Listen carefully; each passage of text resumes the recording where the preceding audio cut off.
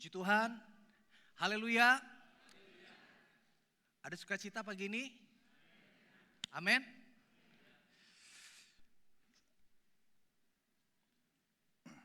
Puji Tuhan. Salam sejahtera bagi kita semua. Saya berharap kita semua tidak bosan dengar firman Tuhan. Amin. Dan gak bosan juga melihat yang menyampaikan firman Tuhan. Puji Tuhan. Hari ini di hari pertama di bulan Juni ini, bulan yang baru, kita akan belajar satu tema yang baru, tema firman Tuhan.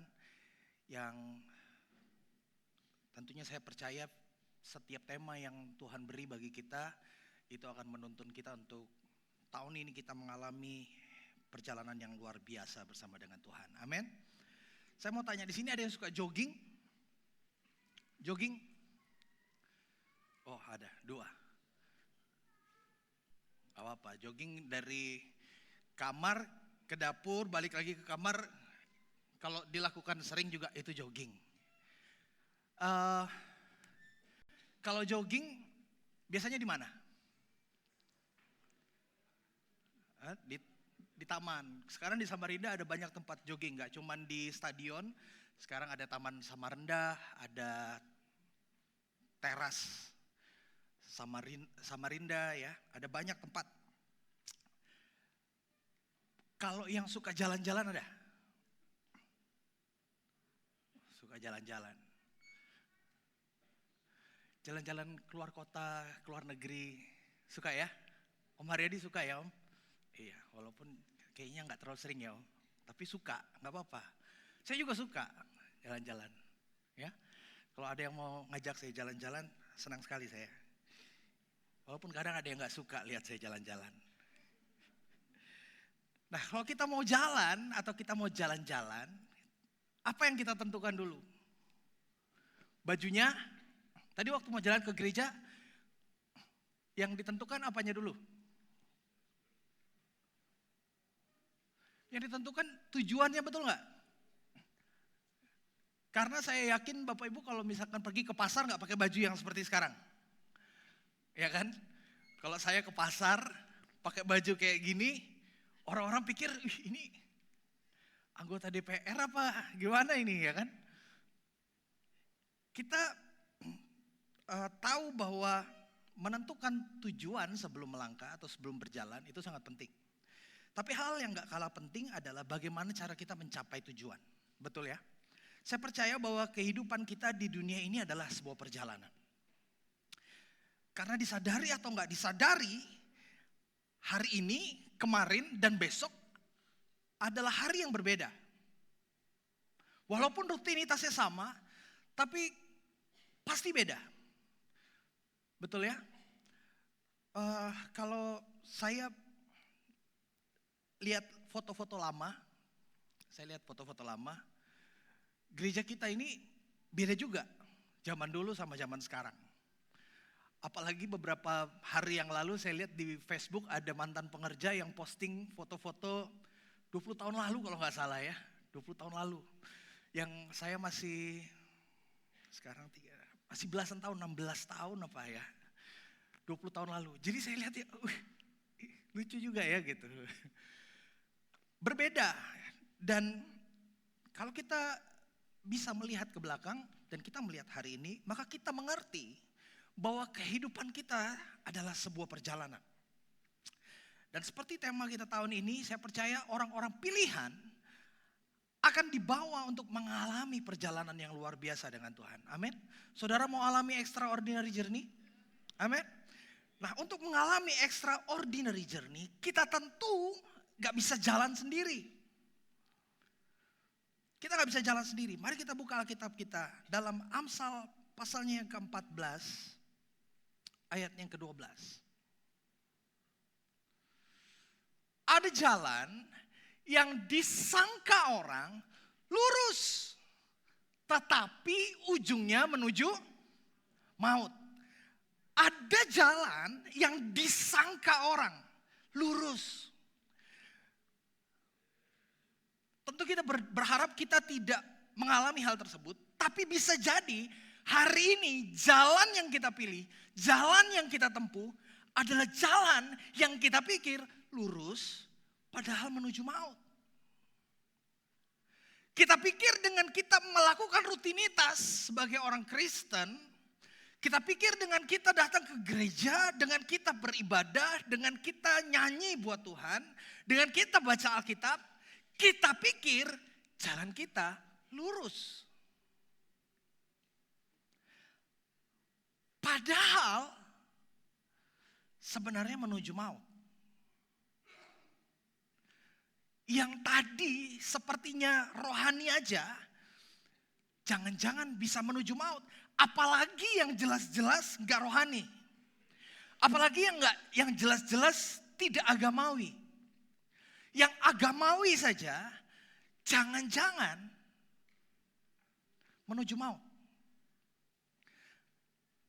Oleh sebab itu kita gak bisa jalan sendiri. Meskipun kita punya segudang pengalaman, kita punya segudang pengetahuan, kita punya pengalaman sebagai orang Kristen, sebagai orang percaya begitu lama, begitu panjang. Saya dari kecil gak pernah berubah agama saya, selalu Kristen. Ya, dari masih segede gini mungkin saya udah Kristen. Ya, udah Kristen saya. Sampai akhirnya segede gini Kristen, tetap Kristen saya. Tapi belum tentu jalan yang kita pilih itu benar menuju kepada keselamatan. Jangan-jangan jalan yang kita pilih kita sangka lurus, tetapi ujungnya menuju maut. Kita gak bisa berjalan sendiri. Amsal 3 ayat 5 katakan, percayalah kepada Tuhan dengan segenap hatimu. Dan janganlah bersandar kepada pengertianmu sendiri. Akuilah dia dalam segala lakumu, maka ia akan meluruskan jalanmu. Amin. Bukan jalannya yang dibikin lurus, tapi cara kita jalan yang lurus. Karena saya percaya jalan hidup orang benar, jalan hidup orang yang mengikut Kristus itu tidak selamanya jalannya lurus. Jalannya bisa belok-belok. Tapi kalau kita mengakui Tuhan, maka kitanya jalan lurus. Kita bisa ngikutin jalannya dengan benar. Amin. Nah, firman Tuhan udah ngasih tahu kita untuk kita gak bersandar kepada pengertian sendiri. Kita perlu diarahkan, kita perlu dipimpin, kita perlu dituntun. Siapa yang bisa melakukannya? Sampai hari ini ada berapa banyak orang yang menuntun jalan kehidupan saudara? Orang tua? Yang menuntun? Saya ingat terakhir kali saya dituntun untuk ikut Tuhan oleh orang tua saya adalah mungkin 20 sampai 25 tahun yang lalu. Setelah itu saya ikut Tuhan bukan atas tuntunan orang tua lagi. Saya ikut Tuhan atas kemauan saya sendiri. Atau siapa? Kakak, gembala mungkin yang menuntun kita, hamba Tuhan, pendeta. Kalau pendetanya nggak benar, gimana? Kalau yang nuntun ternyata nggak benar, karena hari-hari ini ada banyak ternyata orang-orang yang ngakunya pendeta, katanya hamba Tuhan, tapi ternyata hidupnya tidak dipimpin oleh Tuhan. Hidupnya gak sesuai dengan firman Tuhan. Hidupnya gak melakukan kehendak Tuhan. Apalagi zaman sekarang mudah jadi pendeta, betul gak? Iya. Kalau zaman dulu, apalagi zamannya papi saya, gak gampang jadi pendeta. Tapi zaman sekarang, gampang jadi pendeta. Ikut aja masuk ke sebuah gereja, melayani sungguh-sungguh, apalagi kalau bapak ibu orang kaya, uangnya banyak, ketemu gembalanya, lalu gembalanya bilang, wah bapak bisa nih kayaknya memimpin di gereja ini. Nanti Bapak buka cabang di sana, Bapak jadi gembalanya. Saya gembala senior, Bapak gembala cabang. Bisa. Lalu mulai berkhotbah di sana. Dengan uangnya sendiri bangun gereja, bisa. Karena banyak duitnya. Saya pernah temukan yang kayak gini. Puji Tuhan bukan di GPDI. Tapi saya pernah temukan, ada yang kayak gitu. Mudah. Lalu apa yang diajarkan? Mending kalau sekolah Alkitab dulu. Hari Kamis kemarin saya bilang, sekolah Alkitab tidak menjamin seseorang hidup dipimpin oleh Roh Kudus. Sekolah Alkitab tidak menjamin seseorang ngerti apa maunya Tuhan. Sekolah Alkitab tidak menjamin seseorang hidup dalam kebenaran. Bukan berarti sekolah Alkitabnya tidak berkualitas, bukan. Bukan berarti guru-gurunya tidak berkualitas. Puji Tuhan sekolah Alkitab di GPDI punya guru-guru yang berkualitas. Apalagi sekolah Alkitab Batu Malang. Betul ya, alumni sekolah Alkitab Batu? Kita semua alumni sekolah Alkitab Batu. Ya, tapi tidak menjamin seseorang hidup dalam kebenaran. Nah, Yohanes 16 ayat 13, kita lihat. Yohanes 16 ayat 13, di sana dikatakan gini. Tetapi apabila ia datang, yaitu Roh kebenaran, ia akan memimpin kamu ke dalam seluruh kebenaran.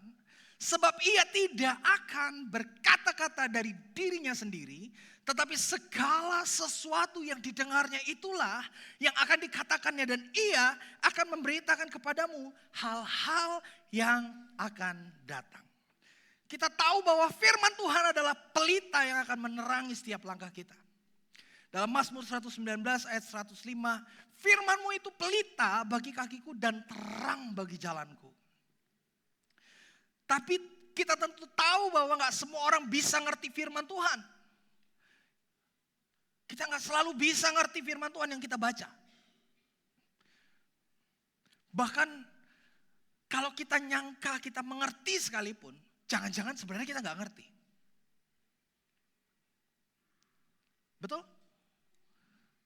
Ada yang sudah pernah baca Alkitab dari awal sampai akhir? Ada ya, puji Tuhan. Ngerti semuanya? Enggak, saya juga kadang-kadang gitu. Ya, pendeta sekalipun belum tentu ngerti semuanya. Karena untuk mengerti, saya percaya untuk ngerti keseluruhan firman Tuhan itu adalah sebuah perjalanan. Ya, semakin kita dekat, semakin melekat dengan Roh Kudus, semakin dekat kita dengan Tuhan, lama-lama kita akan semakin ngerti. Oh, ini maksudnya. Iya kan? Bahkan setiap orang yang punya gelar yang panjang, profesor, doktor, kaburator, kotor sekalipun, belum tentu bisa ngerti firman Tuhan. Kadang-kadang saya suka dengar di YouTube pendeta-pendeta berdiskusi atau berdebat mungkin ya, di podcast-podcast dan lain sebagainya. Saya pikir-pikir kok beliau-beliau ini orang-orang yang punya gelar yang banyak, tapi cara melihat firman Tuhannya kadang menurut saya bukan salah, tapi lebih ke dangkal gitu. Kenapa? Karena saya mengerti bahwa bahasa Indonesia yang kita punya itu terbatas. Maka kadang-kadang kita tuh kalau mau mengerti firman Tuhan yang tertulis dalam bahasa Indonesia, kita perlu buka dalam bahasa yang lain. Bahasa Inggris kah, atau kita bisa lihat bahasa aslinya dan lain sebagainya. Tapi kalau orang yang udah punya gelar pendidikan, STH, MTH, doktor, apa segala macam itu ya, terus tidak menggali dengan benar firman Tuhan, itu kadang-kadang saya, kok gini ya gitu. Apalagi kalau menggalinya hanya berdasarkan logika. Kita perlu Roh Allah membuat kita mengerti. Yang kadang gak bisa kita ngerti secara logika firman Tuhan itu, kita perlu mengertinya dengan iman. Ada banyak perdebatan di luar sana tentang ketritunggalan Allah.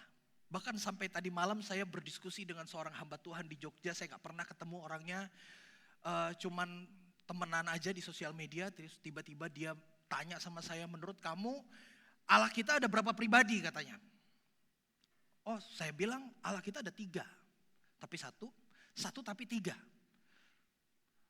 Terus dia bilang gini, oh kalau begitu kita berbeda katanya gitu. Dia bilang gini, dia heran sama saya. Saya heran, kenapa ada orang yang berpikir Allah kita ada 3, padahal tidak pernah ada ayat yang mengatakan bahwa Allah kita ada 3 katanya. Lalu saya kirim satu ayat ketika Yesus dibaptis. Itu ayat andalan saya untuk menjelaskan ketritunggalan Allah. Ya, karena di situ dibilang bahwa ketika Yesus keluar dari air, maka Roh Kudus dalam rupa merpati turun ke atasnya. Jadi ini sudah ada 2 ya, Yesus, Roh Kudus. Lalu dari surga ada suara Allah berkata, inilah anak yang kukasihi, kepadanya aku berkenan. Berarti itu suara Bapa. Berarti ada 3 dalam satu kejadian yang sama. Bagaimana mungkin kalau satu Allah melakukan ketiganya secara bersamaan? Dan dalam kitab Kejadian pun dikatakan kita yang berarti jamak.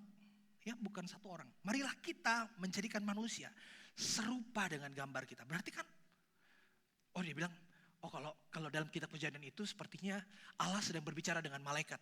Hah? Nah, ini agak kurang cocok. Cuman ya saya menghargai bahwa setiap orang bisa menangkap dengan cara yang berbeda. Kebetulan juga bukan GPDI, jadi ya udah terserah deh gitu ya kan.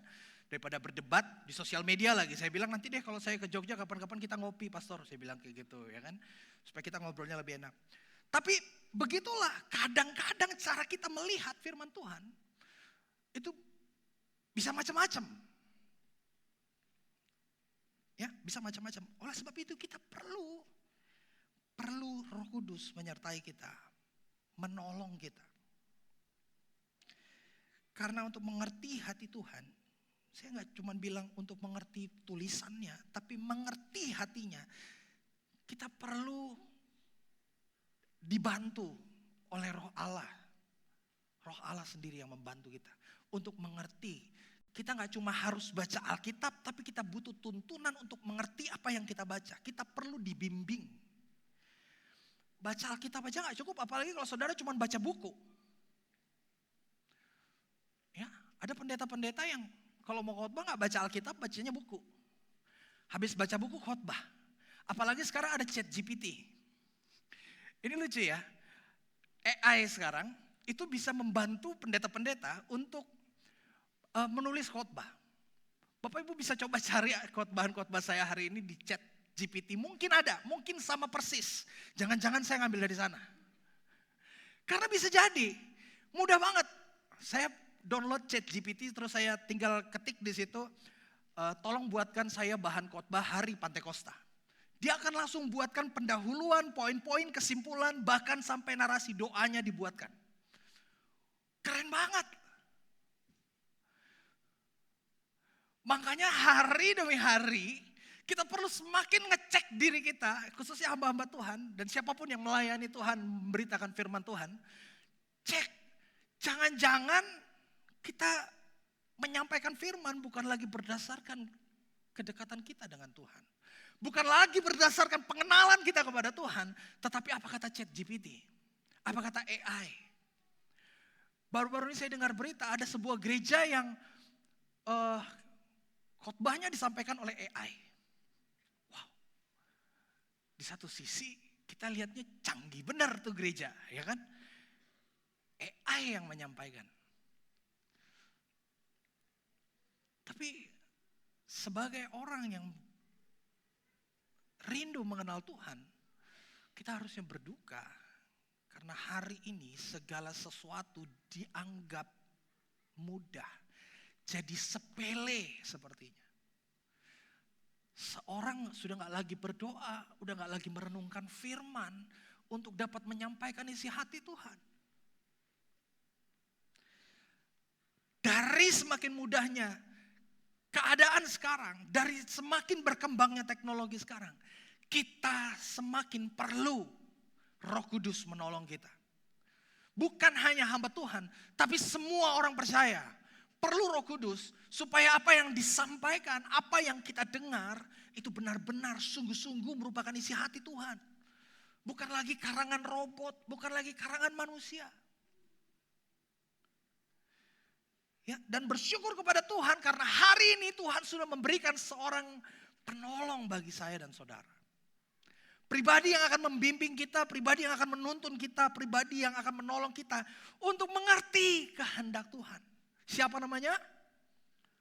Roh Kudus. Kalau firman adalah pelita, maka Roh Kudus digambarkan sebagai minyak yang membuat pelita itu menyala. Agar firman itu hidup dan menerangi kita, kita perlu Roh Kudus menuntun, mengajar, dan menghidupkan firman. Agar firman itu tidak hanya kita mengerti, tapi bisa kita alami dalam kehidupan kita. Dalam Yohanes 16 ayat 13, terjemahan bahasa Indonesia sehari-hari.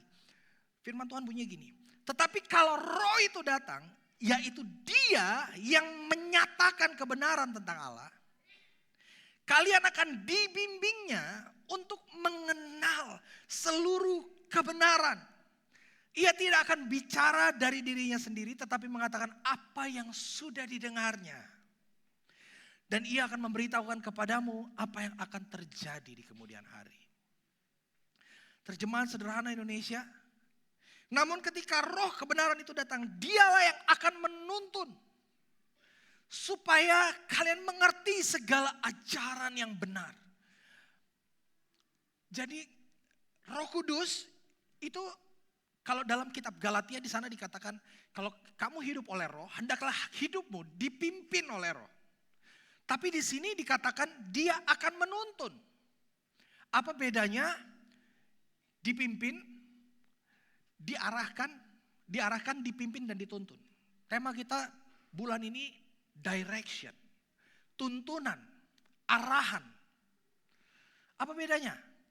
Arahan, pimpinan, dan tuntunan. Saya menjelaskan kemarin di pertemuan pastoral di gereja kepada staf-staf pengerja. Bahwa arahan itu bicara tentang tujuan. Saya bisa mengarahkan saudara tanpa saya ikut pergi bersama dengan saudara, betul nggak? Saya bisa kasih tahu, oh Bapak Ibu kalau mau ke Big Mall, tinggal belok kiri dari sini, mentok belok kanan, lurus ikutin jalan sungai, terus saja sampai ketemu Big Mall. Itu arahan, betul ya? Saya nggak perlu pergi. Tapi pimpinan, kalau saya bilang arahnya ke sana, saya akan memimpin, saya akan berjalan di depan. Betul? Bapak Ibu ikutin saya di belakang. Saya akan pimpin. Tapi kalau bicara tentang menuntun dan membimbing, itu bicara tentang ada di satu tempat yang sama. Oke, saya akan menuntun. Kalau gitu kita pergi satu mobil. Saya nggak berjalan di depan, tapi saya jalan bersama dengan Bapak Ibu. Saya akan kasih tahu. Di sini kita bisa agak cepat nih. Oh, di sini kita mesti pelan-pelan karena ada pertigaan, ada perempatan. Oh, di sini ada lampu merah, kita mesti berhenti dan lain sebagainya. Itu bicara tentang tuntunan. Makanya Roh Allah tidak hanya memimpin, tidak hanya mengarahkan, tapi dia menuntun kehidupan kita. Supaya kita mengerti.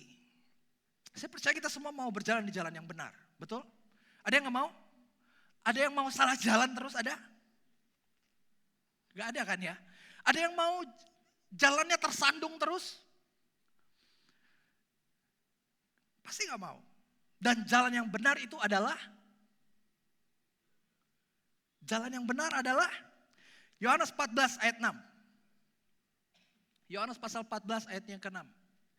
Kata Yesus kepadanya, akulah jalan dan kebenaran dan hidup. Tidak ada seorang pun yang datang kepada Bapa kalau tidak melalui aku. Yesus gak bilang bahwa dia tahu jalan kepada Bapa. Oh, saya tahu jalan. Sini saya kasih tahu. Enggak. Karena kalau Yesus bilang dia tahu jalan, maka mungkin ada orang lain atau pribadi yang lain yang tahu jalannya. Tapi Yesus bilang, akulah jalan. Dan Yesus bilang, tidak ada seorang pun yang datang kepada Bapa kalau tidak melalui aku. Berarti dialah satu-satunya jalan. Kalau ada orang lain di luar Yesus tanya sama saudara, kira-kira saya masuk surga enggak? Kalau saya enggak ikut Yesus. Jawabannya, tidak.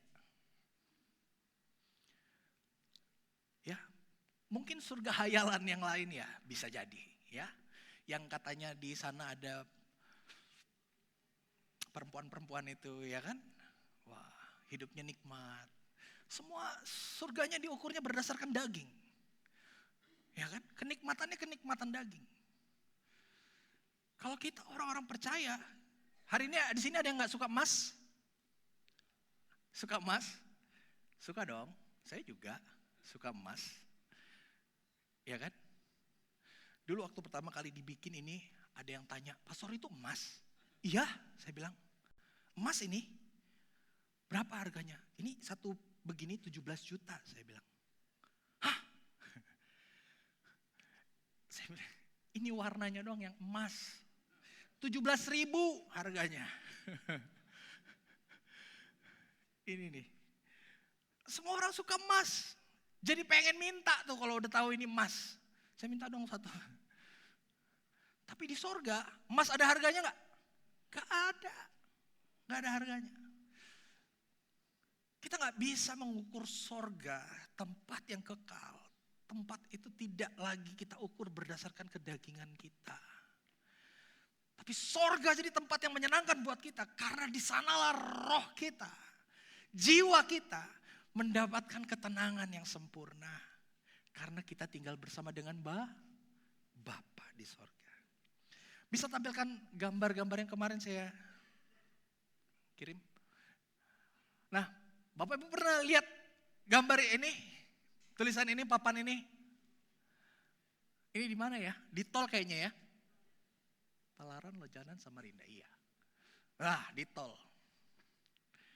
Coba yang lain, ada nggak? Nah, ini nih. Iya. Ini kan ditulis di situ, Balikpapan, Samarinda, kanan lewat jalan tol.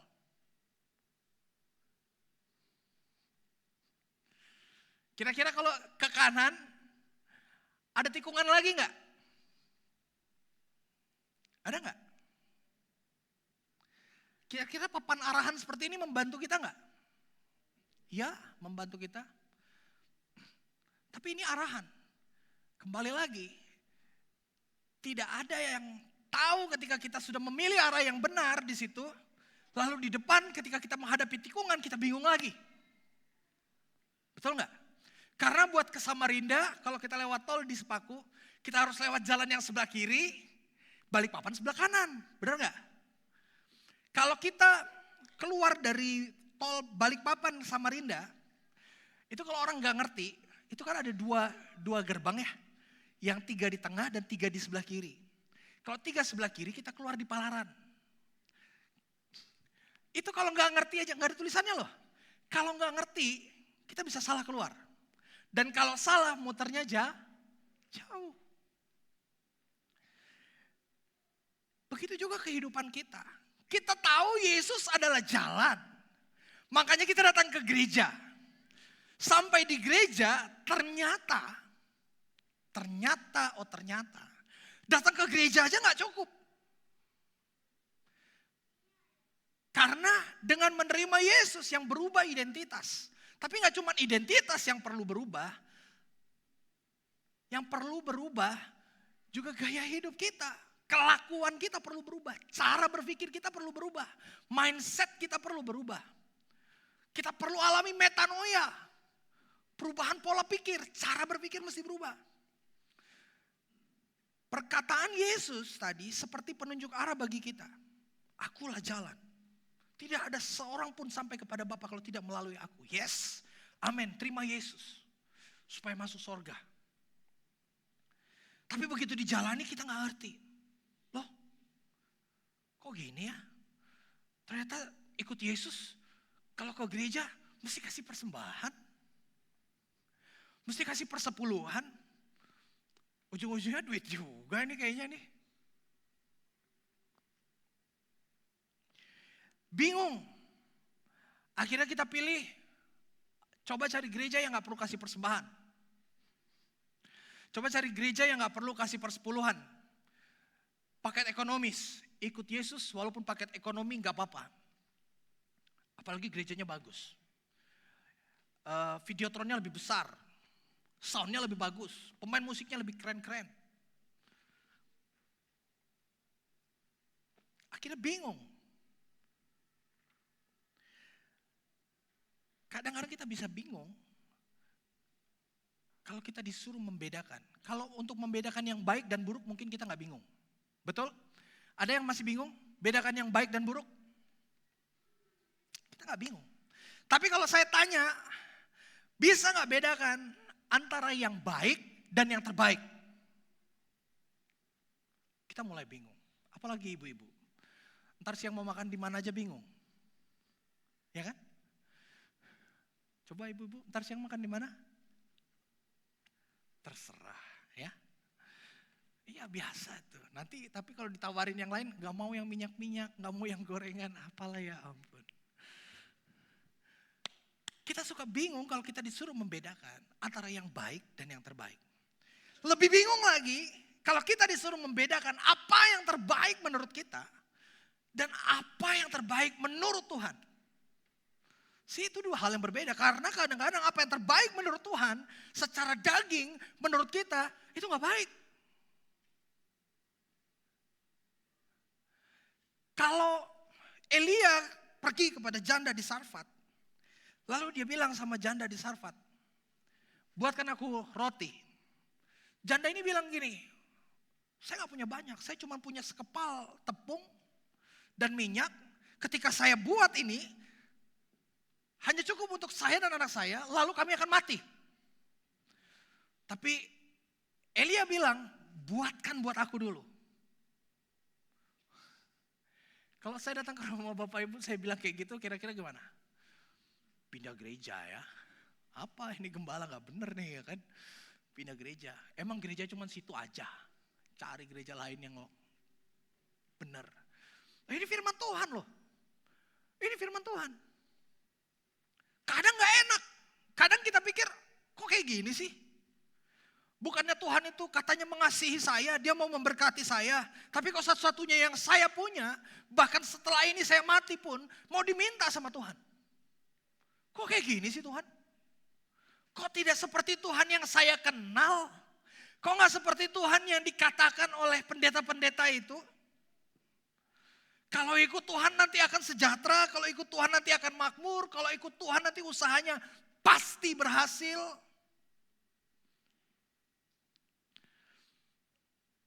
Kok ternyata ikut Tuhan susah?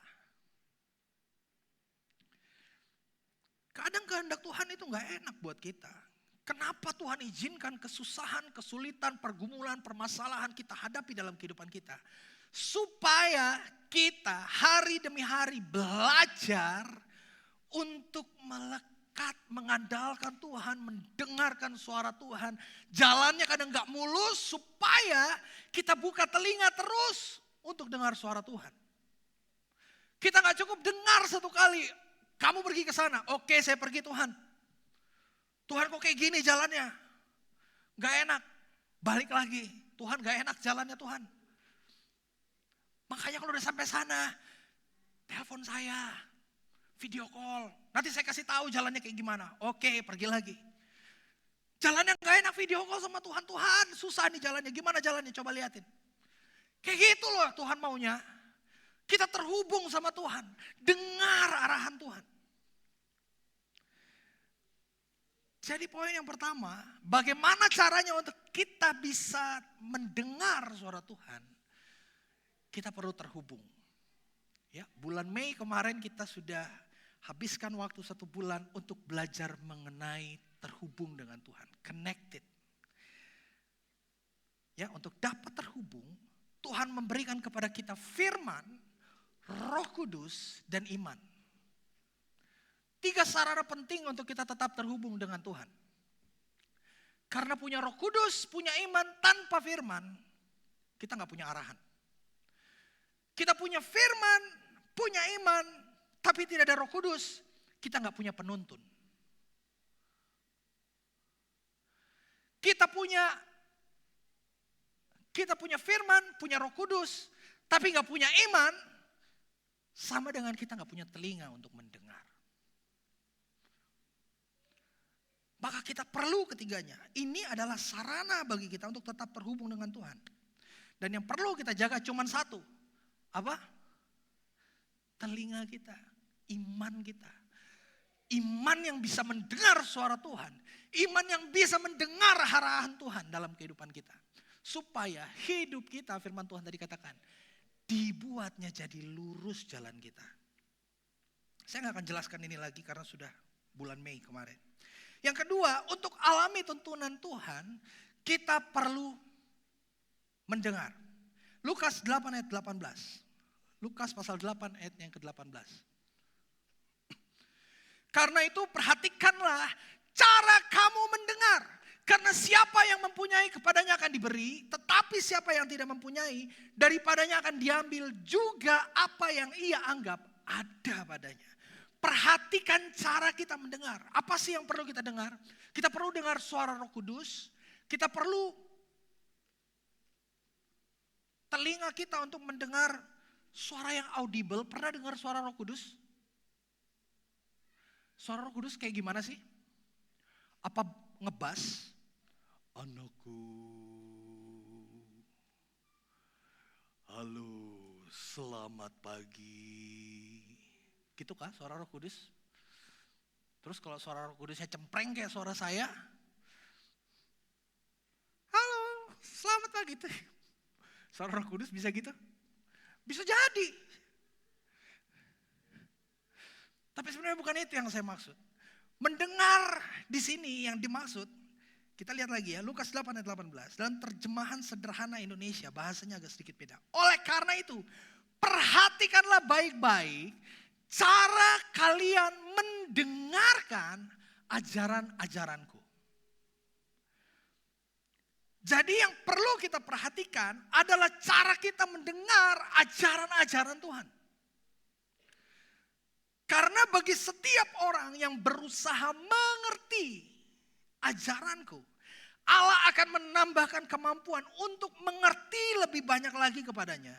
Tetapi bagi setiap orang yang tidak berusaha mengingat dan mengerti ajaranku, biarpun dia merasa sudah mengerti, Allah akan mengambil kemampuan untuk mengerti itu darinya.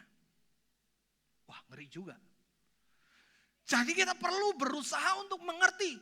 Kita perlu berusaha untuk mengingat. Ya, ada banyak orang datang ke gereja sekedar dengar aja firman Tuhan. Ada dua hal tentang mendengar. Nanti saya akan sampaikan itu. Tapi kita akan lanjutkan dulu. Dalam hal mendengar, ada dua hal yang perlu kita perhatikan. Yaitu siapa yang kita dengar. Ya, tadi dikatakan kita perlu perhatikan baik-baik cara kita mendengar ajaran-ajaran. Siapa yang kita dengar, itu yang pertama. Suara siapa yang kita dengar mempengaruhi isi berita yang kita dengar. Betul? Dan apa yang kita dengar akan mempengaruhi kehidupan kita. Yohanes 16 ayat 13 tadi katakan, tetapi kalau Roh itu datang, yaitu Dia yang akan menyatakan kebenaran. Roh itu menyatakan kebenaran. Kalau kita lebih suka nongki-nongki sama teman, kita lebih sering nonton TV daripada baca Alkitab, kita lebih sering nonton YouTube atau nonton TikTok, kira-kira kita jadi lebih ngerti gak sama Tuhan? Tahu gak, kalau kita lebih banyak nongkrong, nonton TV, nonton YouTube, TikTok, kita hanya akan mendengar apa yang kita mau dengar. Karena kita gak mungkin nongkrong atau duduk-duduk kongko-kongko sama orang yang kita gak suka. Betul gak? Ya. Kita gak mungkin nonton TV, acara TV yang kita gak suka. Pasti cepat-cepat kita ganti. Saya kalau pergi keluar kota, biasanya kan di hotel ada TV-nya ya. Daripada sunyi, ya nyalain TV. Tiba-tiba dangdut di situ. Deng-teng-teng-teng-teng-teng-teng. Aduh, ganti. Terus ganti berita bahasa Rusia. Ya ngapain? Ganti lagi. Tiba-tiba channel Mandarin. Waduh. Udah di tengah jalan lagi. Jadi gak enak kan nontonnya. Kalau dari awal sih mungkin masih saya tonton juga. Udah di tengah jalan, ganti. Kita sering ganti-ganti channel TV. Mungkin anak-anak sekarang gak ngerti ya. Kalian udah gak nonton TV ya? Anak-anak sekarang. Ini saya ngomong generasi 70, 80, 90 ya. Kalau yang anak-anak sekarang nontonnya YouTube. YouTube lebih cepat lagi. Kita tinggal search siapa yang mau kita dengar, muncul. Dan YouTube akan membantu kita untuk memunculkan orang-orang yang serupa. Ya kan? TikTok lebih cepat lagi. Kita cukup scroll gini, udah ganti. Ganti. Nggak suka. Kalau suka, kita tahan dulu. Wah, kita like. Kalau perlu disimpan di bookmark. Udah, next, ganti. Kita dengan mudah mengganti apa yang kita dengar. Apakah kita melakukan hal yang sama terhadap firman Tuhan? Kalau mau ke gereja, cek dulu di IG. Coba buka IG Beta Pilah. Siapa yang khotbah besok? Nah, gak usah deh, gak usah datang. Yang khotbah ini lagi. Dah, khotbahnya biasa aja.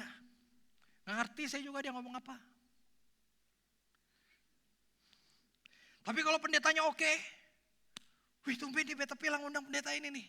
Saya mau datang nih, rame, penuh gerejanya. Come on. Kalau ada yang begitu bertobat. Ya. Kalau dengar firman tuh jangan pilih-pilih. Jangan cek-cek dulu. Oh kalau Philip Mantova kemarin datang di Samarinda. Entah dari gereja mana semua tuh. Gak tahu. Datang semua. Yang mau dilihat Philip Mantova. Bedanya sama saya apa? Ganteng-gantengan saya. Ya kan? Sumbernya sama Alkitab. Roh Kudusnya juga sama. Bedanya apa? Cuman kebetulan Pastor Philip gerejanya lebih besar. Jemaatnya lebih banyak. Berdoanya sama. Amin-amin juga akhirnya. Benar gak? Iya. Apa bedanya? Tapi coba foto saya yang dipampang di situ. Kebaktian Akbar, KKR disertai dengan kesembuhan, kebangunan rohani. Ada yang datang gak? Jemaat Beta Pilah paling yang datang. Orang lain ngeliatnya, siapa? Paulus aku kenal katanya gitu. Iblis itu ya yang ngomong gitu. Ya. Jangan belajar untuk mendengar dengan baik. Jangan beda-bedakan sumbernya, tapi belajar untuk mendengar dengan baik. Siapapun yang menyampaikan, ini bukan soal siapa yang menyampaikan, tapi tentang siapa yang punya firman, yang akan bicara dengan kita secara pribadi. Karena Roh Kudus akan membuat kita bisa mendengar pesan apa yang Tuhan mau sampaikan dalam kehidupan kita secara pribadi. Sehingga kita beroleh kekuatan. Sehingga kita beroleh arahan, kita beroleh pimpinan, kita beroleh tuntunan dari Tuhan untuk melewati situasi, permasalahan, pergumulan, keadaan yang kita hadapi hari ini.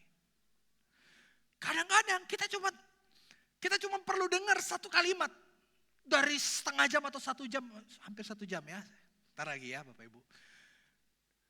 Dari setengah jam atau hampir 1 jam pendeta berkhotbah, mungkin Tuhan itu cuma mau bicara satu kalimat buat saudara, tapi satu kalimat itu cukup untuk memberi kita kekuatan.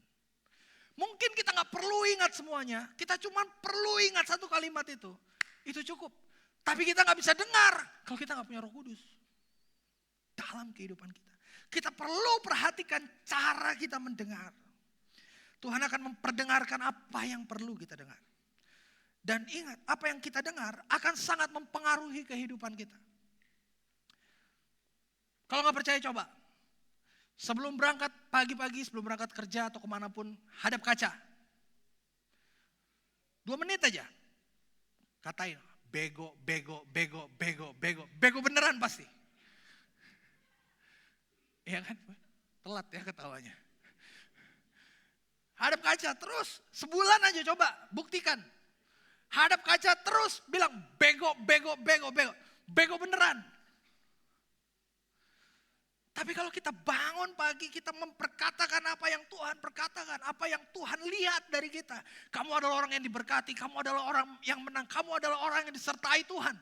Kamu adalah orang yang berhasil, kamu adalah orang yang dikasihi oleh Tuhan.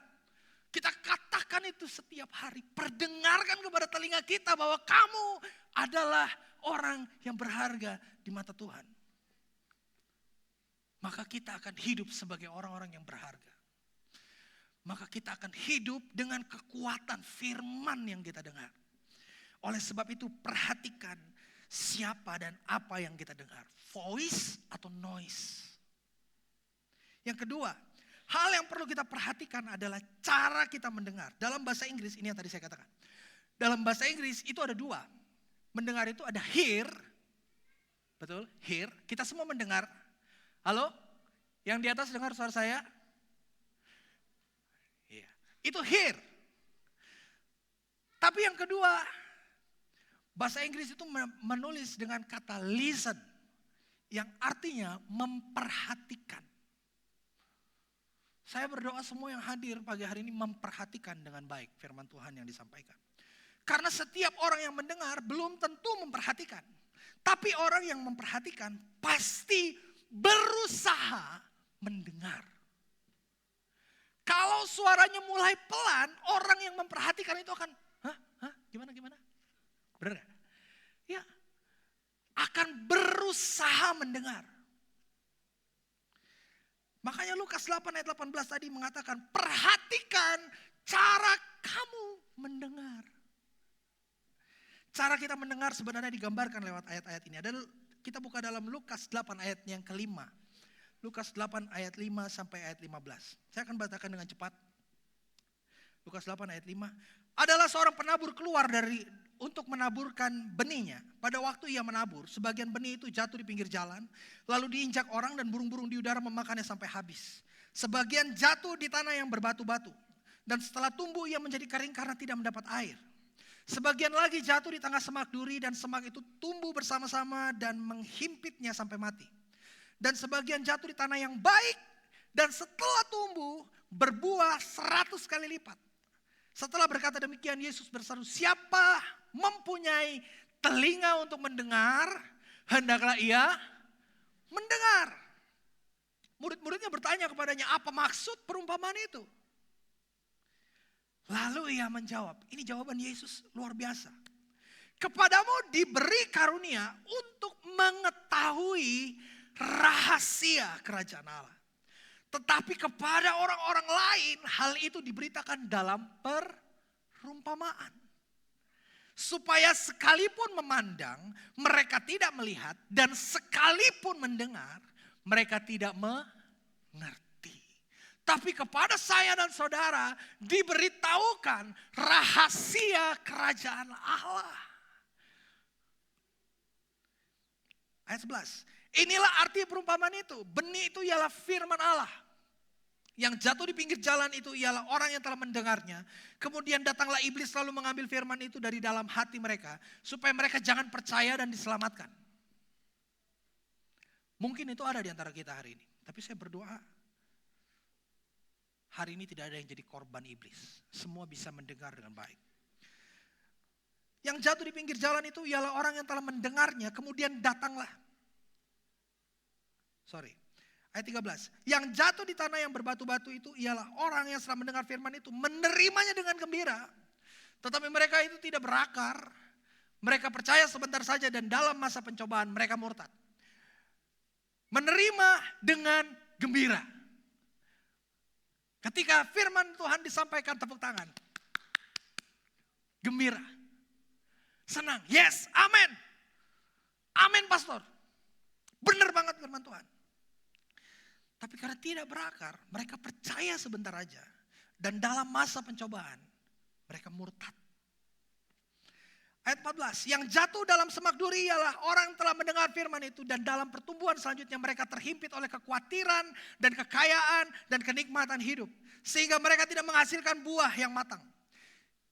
Yang jatuh di tanah yang baik, ialah orang yang mendengar firman itu, menyimpannya dalam hati yang baik, dan mengeluarkan buah dalam ketekunan.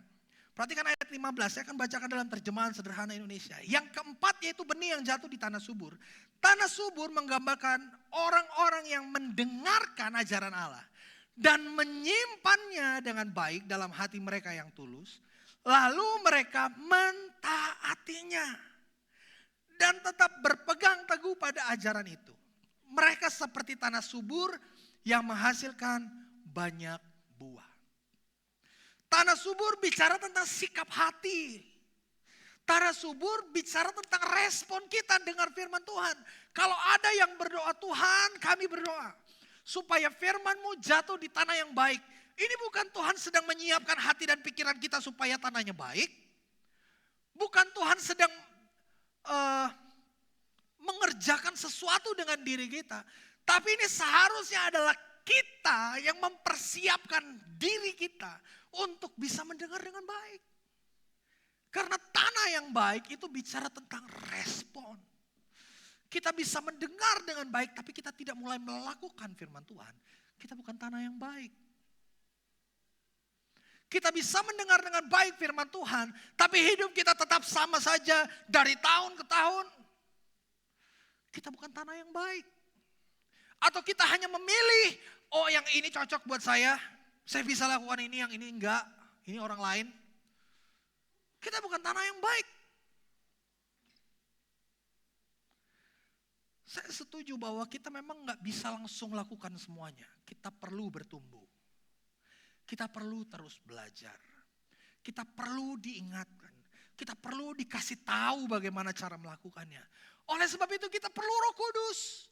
Bukan cuma supaya bisa mendengar, bukan cuma supaya kita bisa menerima pesan Tuhan, tapi kita bisa mulai melakukan kehendak Tuhan dalam hidup kita. Orang yang tanahnya subur, dia akan taat dan berpegang teguh kepada ajaran itu. Mau menghasilkan buah dari firman Tuhan? Mau, amin. Mau mengalami kuasa Tuhan? Mau alami berkat Tuhan? Mulai melakukan firman Tuhan. Perhatikan cara kamu mendengar. Mungkin ada di antara kita yang kesukaannya dengar firman Tuhan. Kita setel di YouTube, lalu mutar tuh firman Tuhan, entah pendeta siapa deh, khotbah. Kadang-kadang saya suka dengar kalau misalkan habis saya khotbah hari Minggu, tiba-tiba ada lagi yang muter di YouTube khotbah. Itu bagus. Mungkin ada banyak waktu yang kita pakai untuk mendengar. Tapi kalau cuma didengar, tapi kita tidak mulai taat dan tidak berpegang teguh, maka firman tidak akan berdampak apa-apa. Belajar firman tanpa belajar taat kepadanya hanya akan membuat kita jadi Farisi dan ahli Taurat. Kita ngerti firman, kita bisa sampaikan firman, kita bisa koreksi siapa yang khotbah di depan.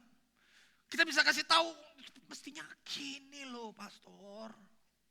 Mestinya perumpamannya ini. Tapi hidupnya sendiri gak menghasilkan buah. Buat apa?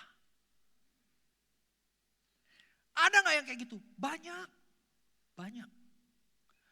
Dan kalau udah jadi Farisi, pengen jadi pendeta. Biar gak sekolah Alkitab juga. Pengen jadi gembala. Akhirnya banyak orang yang dikarbit jadi gembala. Saya pernah dengar seorang pendeta bilang gini. Ketika kami ikut conference, dia bilang gini, ternyata di dunia ini ada banyak gereja yang sebenarnya lahir bukan karena tuntunan Tuhan. Dan setiap gereja yang dibuka atau yang dimunculkan bukan dari tuntunan Tuhan, akan jadi batu sandungan buat gereja-gereja yang dituntun oleh Tuhan. Iya. Karena ada banyak gereja hari-hari ini jadi ladang bisnis. Buat cari cuan. Bahkan saya lihat ada gereja yang bagi-bagi emas pulang dari ibadah. Pernah lihat? Ada loh, bagi-bagi emas. Walaupun cuma sebutir, lebih kecil daripada beras. Ya kan 0,01 gram, 12.000 mungkin itu ya jatuhnya. Tapi emas, ya seneng dong jemaat. Enak ya ibadah di sini pulang dapat emas, gembalanya baik. Supaya apa? Cerita kayak yang lain, ibadah di sana dapat emas loh. Yuk ikut ibadah di sana. Kalau gerejamu, Kamu nyumbang terus kan? Ya, di gereja saya. Dapat emas. Pindah. Kalau gereja yang dibuka, omsetnya tidak mencapai target, tutup. Puji Tuhan di GPDI nggak kayak gitu. Ya, semua yang jadi gembala karena benar-benar dipanggil oleh Tuhan. Iblis nggak takut kita datang ke gereja, Bapak Ibu. Iblis nggak takut kita dengar firman. Tapi iblis mulai takut ketika kita mulai melakukan firman. Ketika kita mulai taat. Oleh sebab itu, kita perlu Roh Kudus untuk dapat taat dan mulai melakukan firman. Saya undang pemain musik maju ke depan. Hari ini apapun keadaan kita, entah kita sedang bergumul, kita sedang sakit, kita sedang hadapi tantangan, permasalahan hubungan dengan orang lain, finansial, kita bergumul dengan pekerjaan kita dan lain sebagainya. Saya mau bilang andalkan Tuhan, andalkan Roh Allah yang menyertai kita, ikuti arahannya, ikuti pimpinannya, izinkan Dia mengarahkan, memimpin dan menuntun kehidupan kita. Agar kita senantiasa berjalan di jalan yang benar yang dikehendakinya. Dan akhirnya kita bisa terus menikmati berkat-berkat yang Tuhan sudah sediakan. Kita akan alami extraordinary journey bersama dengan Tuhan.